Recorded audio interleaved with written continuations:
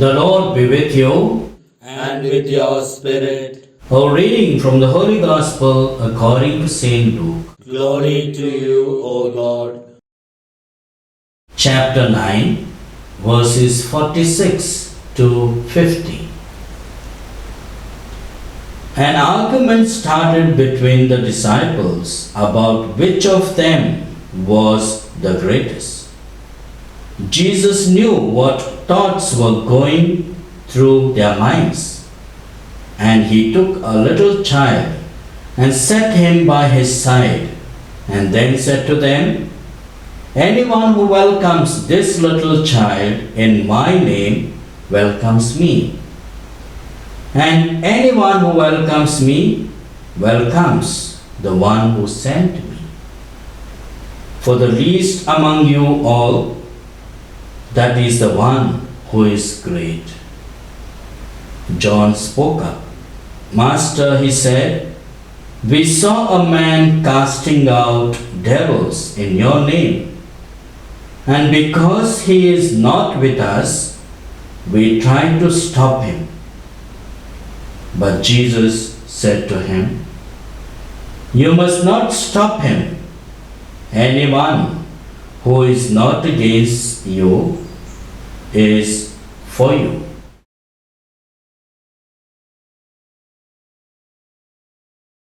The Gospel of the Lord.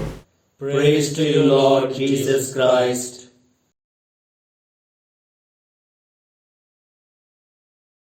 Dear brothers and sisters in Jesus Christ, there are three types of people in the society. One type of people who make things happen. Another type who watch what happens. And the third type of people wonder what happened. This is exactly what happened to the disciples of Christ. They were all perplexed by what was happening all around.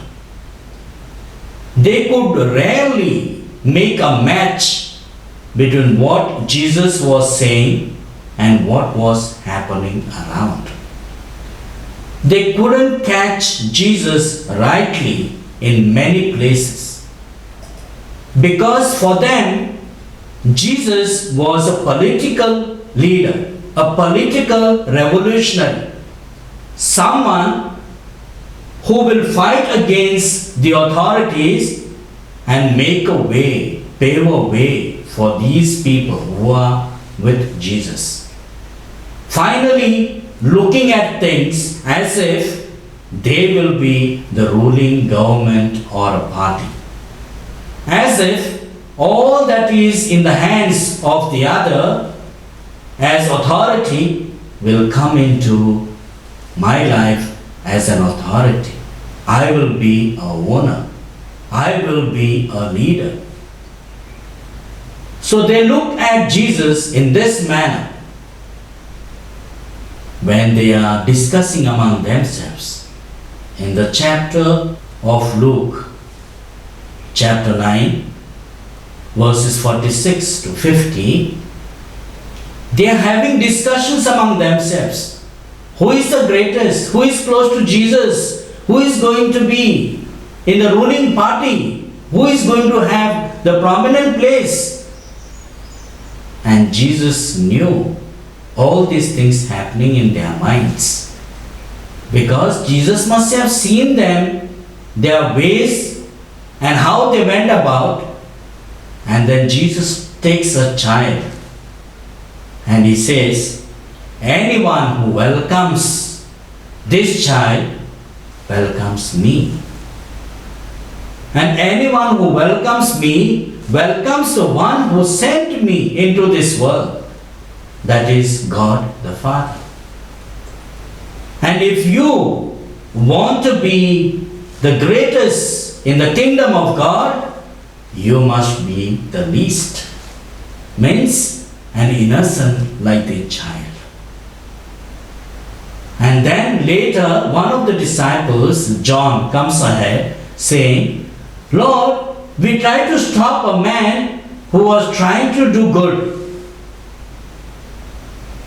But he was doing it in your name. And we tried to stop him. And Jesus tells them, anyone who is not against us is with us.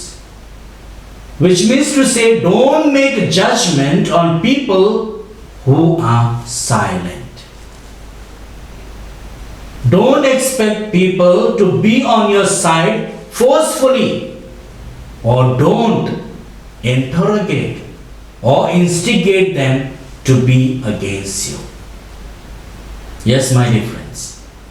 The people who are silent when things happen, people who remain silent or watcher by, then there is a feeling in the rest of the people. See, these people are just watching.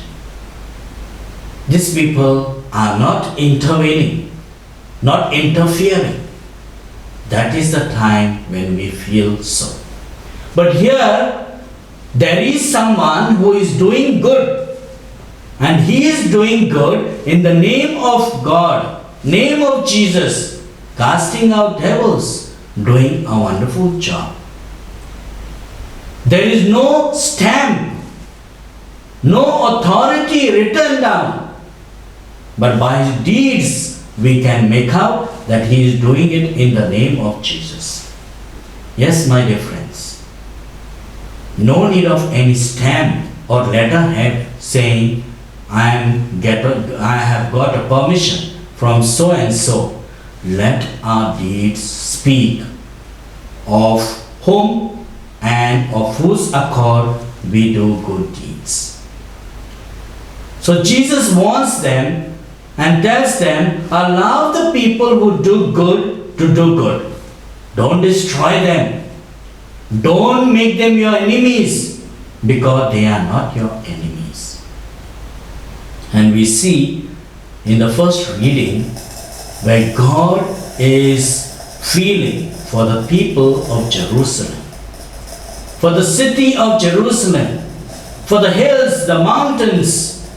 He wants to bring harmony in the city of Jerusalem. Here he says through Zechariah, I want to bring peace, joy and happiness, serenity among the people of Jerusalem. I want to see this city as it was before, where the old, the young remain together as a family and a community praying to God. Now the people of Jerusalem were all scattered. They were worshipping any god that they wanted. Now God wants to restore the community first, and then the community will restore the temple of Jerusalem. Not God himself. It is the people whom God restore. The same people will restore the temple of God. So my dear friends, we are called to restore the community first. We are called to live as a community with joy, happiness and love for one another. That is the priority of every Christian, a primary thing that every Christian must do. Love one another. Be people of the community.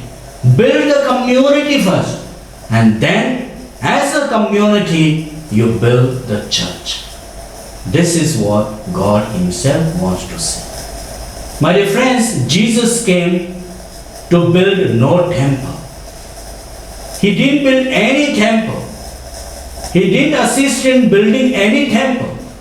His sole purpose was to build families and communities, to restore life. All those who have sinned, to bring them back to Jesus, to God.